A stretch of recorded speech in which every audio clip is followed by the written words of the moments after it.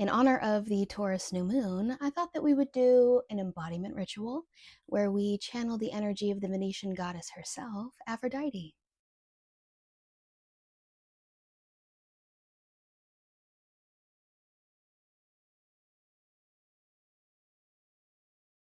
Now, I bet that you, like me before I did my research, babe, only had like a Pinterest level, middle school Greek mythology class level understanding of Aphrodite. I bet that you're sitting there like, oh, like Aphrodite, like the goddess of beauty. Try more like the goddess of the sacred life force of attraction, born from chaos herself. Try the hottest bitch to never ever fuck with. Yeah, I'm talking about that goddess. I'm talking about that version of Aphrodite. Especially with this Taurus new moon, like, yes, we are tapping into this essence and energy of sensuality, but sensuality at its most potent. Sensuality, when you really understand what that essence is, that is life force, that is aliveness. And Aphrodite understands this, and you will see. So gather around, let us learn, let us embody together. Now, Aphrodite has probably one of the most iconic origin stories I've ever heard in my entire fucking life. It had me cracking the fuck up. It had me cracking up. I don't know that I ever in a million years would have imagined that this is how she was birthed into our creation. And it all begins with the god Uranus. Yeah, like the planet. Now, Uranus is the god of the sky. He is also known to rule consciousness, sometimes associated with divine masculinity as well. Now, Uranus is lucky enough to be loving all up on the goddess Gaia, like literally the goddess of the earth. Now, Uranus and Gaia be fucking. That little duo had a lot of kids. They had a lot of kids, okay? And Uranus was scared of them. Uranus was a coward bastard. And unfortunately, kind of an asshole because he put all of his kids in imprisonment. Now, Gaia didn't like that. Gaia was pissed. The goddess Gaia was like, I'm sorry, you put my kids where? So Gaia rounded up all of her Titan sons and said, who wants to overthrow your father? So her Titan son Cronus volunteers. He's like, listen, Ma, I got it. I'll do it. Just give me your sickle, which I didn't know what that was, but she did. She gave him a sickle. Gaia herself gave him the weapon. He took that sickle, ambushed his father, and castrated him. Yeah, bye-bye balls. And where did that genitalia go? But into the ocean, into the sea near Cyprus. And apparently, once his genitalia landed in the ocean, the blood and the semen and the sea foam of the ocean mixed together and created the goddess Aphrodite. No, literally, she rose from the sea foam in this gorgeous seashell, fully developed and more beautiful than anything anybody had ever seen. Aphros actually translates to sea foam, interestingly enough. Now, me personally, as a woman, I don't know that I would love if my origin story was from the dick and balls of a god, but I am a lesbian, so I digress on that one. Aphrodite was literally born from violence, creation, desire, rebellion. So when people minimize her to just the goddess of beauty, no, y'all don't understand. She is the goddess of beauty in its fullest and potent energy. This bitch knows how to yield her beauty like a sword. Like, yeah, Aphrodite is hot as fuck. She's hot. She is. But she's also so hot that she starts wars and influences gods and politics and relationships. That is the type of energy that Aphrodite yields. But more importantly, it is also energy that you can harness. It is also the energy, the truest energy of beauty itself. Not beauty that is tied to some bullshit fucking standard, but beauty as an embodiment. Because Aphrodite loves self-care because she understands that a beauty ritual, adorning yourself, the more that you pour into yourself, babe, I promise you, the more powerful and the more unfuckwithable you become. Now, I don't know about you, but I want to be unfuckwithable. I want to harness and carry that type of divine feminine energy where, like, you're scared to even look. You're scared to even look because the essence is so powerful. And yes, it's tied to beauty, but it's not like vanity. Again, it's this essence that Aphrodite knows that beauty and yielding that power intentionally is not vanity. It's not like being obsessed with yourself in an unhealthy way. It's knowing that the more that you love yourself, it's knowing the more that you pour into yourself, the more powerful you become, period. There really is very few things that enrages me more than how many centuries and centuries we have gone demonizing women for caring about their appearance, you can't win. I mean, it's like the Barbie speech, right? Let's cue the Barbie speech. Okay, because it really is that serious. It really is that serious that men and mankind as a whole saw early on goddesses and women like Aphrodite embodying their beauty, channeling their essence, utilizing their divine femininity in a way that started wars. And I'll get there. We'll get to the lore. Don't worry. And they realized it's too powerful. It's too powerful. So they had to find a way to minimize that. They had to find a way to make women feel bad for literally every essence of who they are so they wouldn't rise up to who they are. But I am here for a catalyst of that change. No fucking more. I will lead the charge. I will lead the charge of saying, hey, women, guess what? It's time to actually rise up and be hot. Be hot as a weapon. Not being hot for men to look at, not being hot for society to care, being hot as an embodiment tool. And that is why I have loved learning more about Aphrodite, because goddesses like her give us permission. Give us permission to say, oh, it's okay for me to sit here for hours and curate myself and love myself in the mirror. Aphrodite also rules beauty rituals. That's why doing like makeup like this and being in this setting is so perfect for harnessing and honoring her energy, because she knows creating that type of relationship with yourself will make you unstoppable.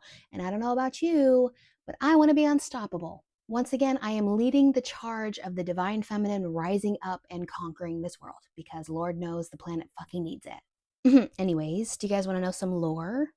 Aphrodite had many lovers. She was the embodiment of sensuality and desire itself, so are you surprised? No, I'm not, because when you actually take a step back from society that makes you feel like a whore when you tap into your sexual essence, it is totally and completely natural to me that a woman with that much beautiful power would harness that and not allow a minuscule man or one tiny little being to tie that essence down. Especially since, to my understanding, the majority of the types of beings that she had fun with were men. But who knows if that history was man-washed.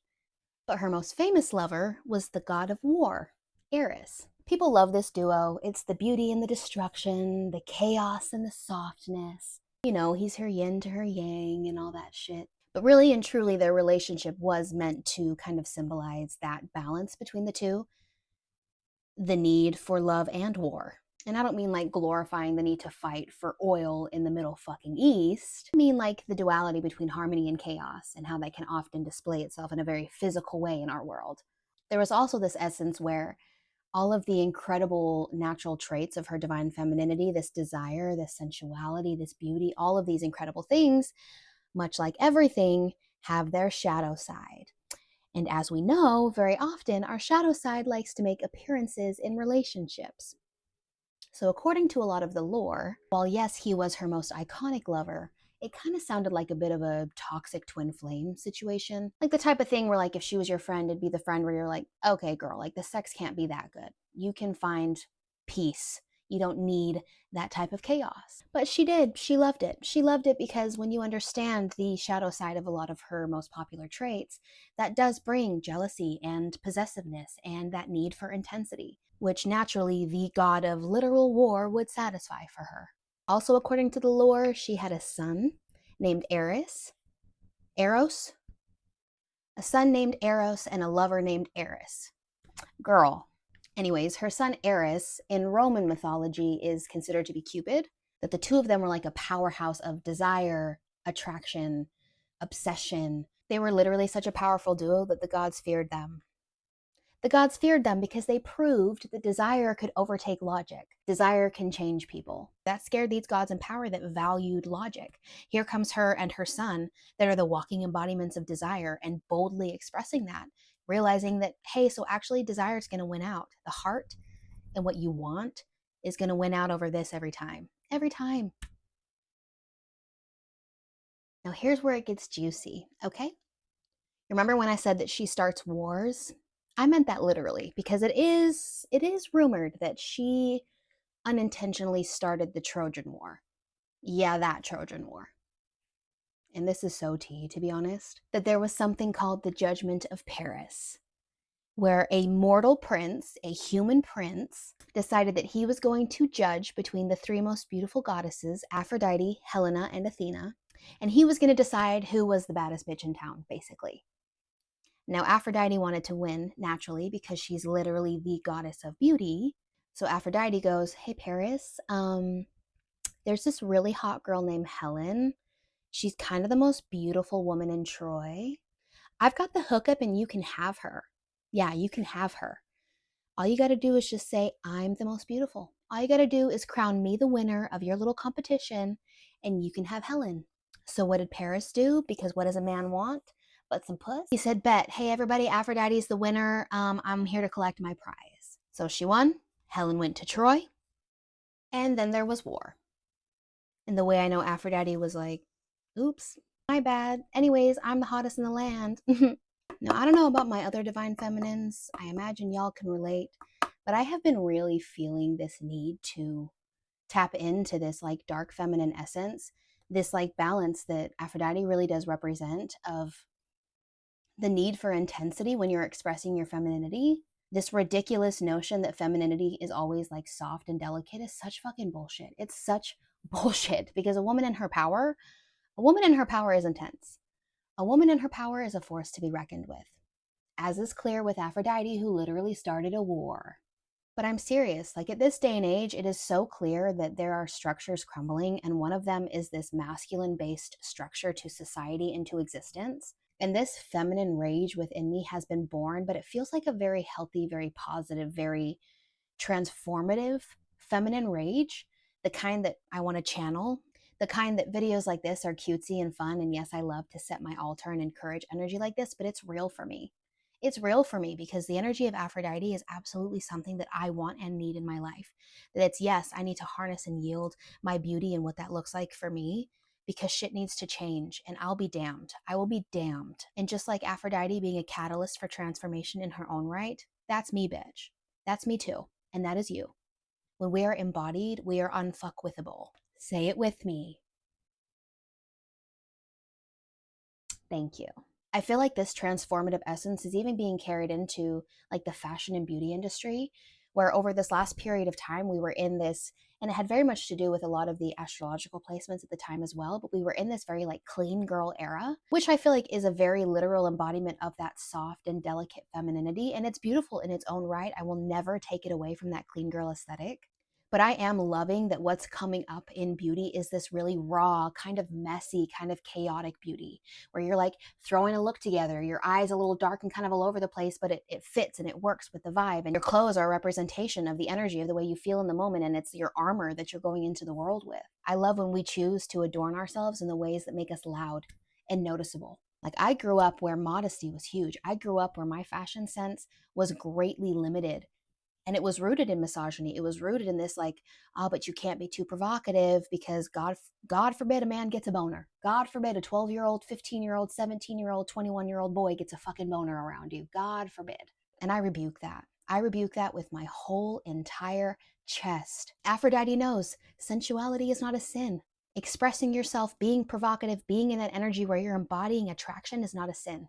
In some of her lore, Aphrodite is said to have literally worn a belt that when she walks, it triggers the feeling of desire in others, like at its fullest. It's like as she walks, boop, boop, boop, boop, boop, boops was like symbolic essence of like a boner or people just like getting turned on. In case you didn't, boop, boop, boop, boop, boop, boop, boop. That's what that was. And over the course of like these last few years of my life, there's been this digging and excavating of that misogynistic bullshit, of realizing that, hey, actually, my power is found when I feel confident in my sensuality, that it's directly tied to my creative life force, my ability to curate and alchemize my feelings and stuff into my art, into the things that are beautiful. That, hey, so beauty is actually a style of language. Aesthetics is language. Aesthetics is frequency. It's the ability to transform a feeling into something that looks and sets that mood.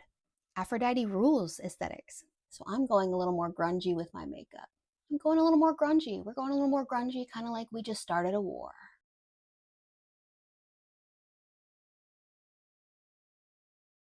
Now, simultaneously, while this fiery feminine rage has been burning within my loins, I have also been feeling the need to connect to more feminine deities, which I love because your girl grew up in the most rigid Christian environment.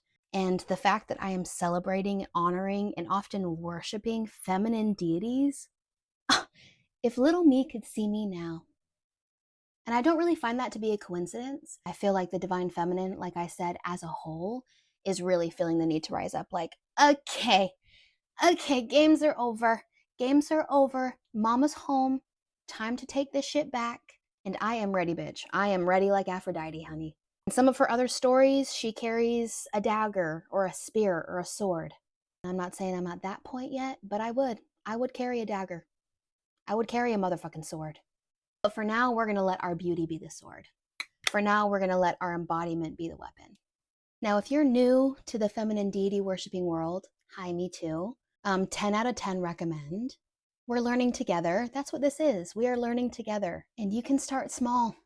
You don't have to set this grand, luxurious altar.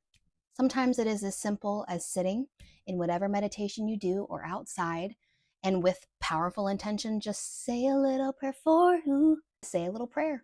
Set the powerful intention for whomever you feel inspired to call upon, and you say a little prayer.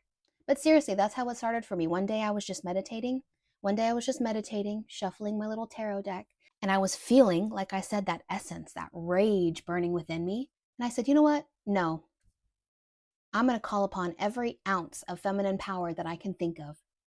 My eyes aren't intense enough.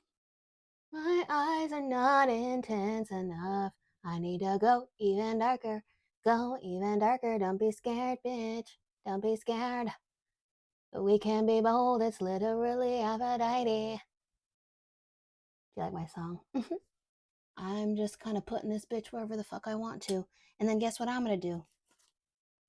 Guess what I'm going to do? I'm just going to do a little bit of this number and just go, hey, let's do this. Let's make this even messier. Now shut up for a second. I need to do some mascara. Shh, shh, shh. Let me focus. This is my focus face. All right, girl. Now that I've taken 517,472 years, I'm going to go ahead and put my clothes on. I'm going to adorn myself head to toe, for real, and then I'll be back to serve.